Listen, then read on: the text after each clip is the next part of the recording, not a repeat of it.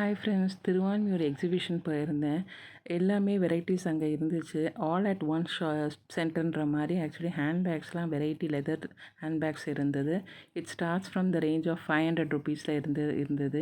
Sling பேக்லாம் பார்க்க அழகாக இருந்தது. இது 800 500 ருபீஸில் கூட இருக்குது. இந்த டிசைன்ஸே எனக்கு பிடிச்சிருந்தது. நான் வாங்கின ஹேண்ட்பேக் இது பாருங்கள்.